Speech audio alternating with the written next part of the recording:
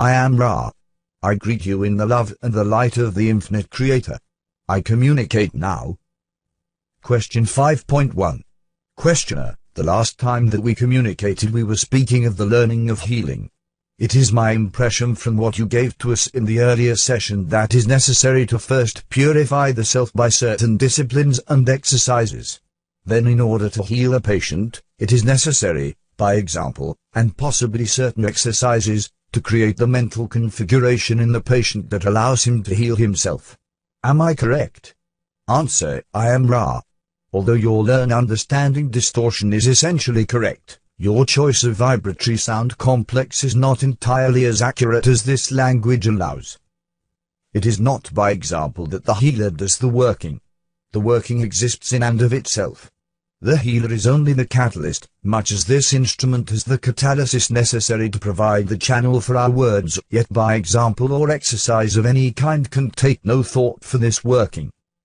The healing working is congruent in that it is a form of channeling some distortion of the intelligent infinity. Question 5.2.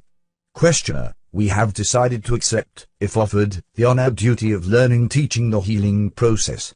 I would ask as to the first step which we should accomplish in becoming effective healers. Answer, I am Ra. We shall begin with the first of the three teachings learnings.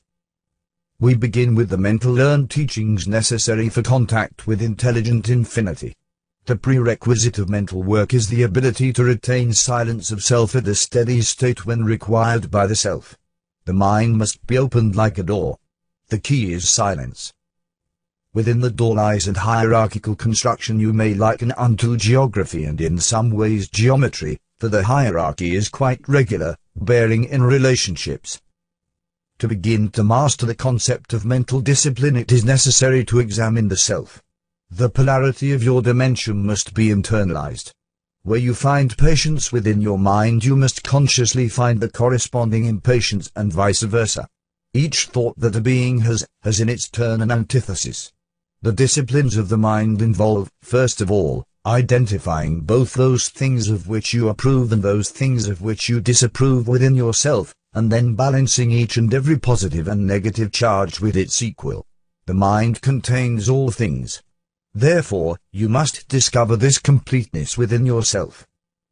The second mental discipline is acceptance of the completeness within your consciousness. It is not for a being of polarity in the physical consciousness to pick and choose among attributes, thus building the roles that cause blockages and confusions in the already distorted mind complex. Each acceptance smooths part of the many distortions that the faculty you call judgment engenders. The third discipline of the mind is a repetition of the first but with the gaze outward towards the fellow entities that it meets. In each entity there exists completeness. Thus, the ability to understand each balance is necessary. When you view patience, you are responsible for mirroring in your mental understanding, patience impatience. When you view impatience, it is necessary for your mental configuration of understanding to be impatience patience. We use this as a simple example. Most configurations of mind have many facets, and understanding of either self-polarities, or what you would call other self-polarities, can and must be understood as subtle work. The next step is the acceptance of the other self-polarities, which mirrors the second step. These are the first 4 steps of learning mental discipline. The 5th step involves observing the geographical and geometrical relationships and ratios of the mind, the other mind, the mass mind, and the infinite mind. The second area of learned teaching is the study understanding of the body complexes. It is necessary to know your body well. This is a matter of using the mind to examine how the feelings, the biases, what you would call the emotions, affect various portions of the body complex. It shall be necessary to both understand the bodily polarities and to accept them, repeating in a chemical physical manifestation the work you have done upon the mind bethinking the consciousness. The body is a creature of the mind's creation. It has its biases. The biological bias must be first completely understood and then the opposite bias allowed to find full expression in understanding.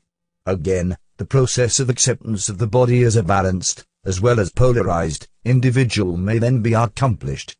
It is then the task to extend this understanding to the bodies of the other selves whom you will meet. The simplest example of this is the understanding that each biological male is female, each biological female is male. This is a simple example. However, in almost every case wherein you are attempting the understanding of the body of self or other self, you will again find that the most subtle discernment is necessary in order to fully grasp the polarity complexes involved. At this time we would suggest closing the description until the next time of work so that we may devote time to the third area commensurate with its importance. We can answer a query if it is a short one before we leave this instrument. Question 5.3. Questioner, is the instrument comfortable? Is there anything that we can do to increase the comfort of the instrument? Answer, I am Ra. The candle could be rotated clockwise approximately 10 degrees each session to improve the flow of spiraled energy through the being's receiving mechanisms. This particular configuration is well otherwise. But we ask that the objects described and used be centered with geometric care and checked from time to time. Also that they not be exposed to that space-time in which work is not of importance. I am Ra. I leave this instrument in the love and light of the one infinite Creator. Go forth rejoicing in the power and the peace of the one Creator. Adonai.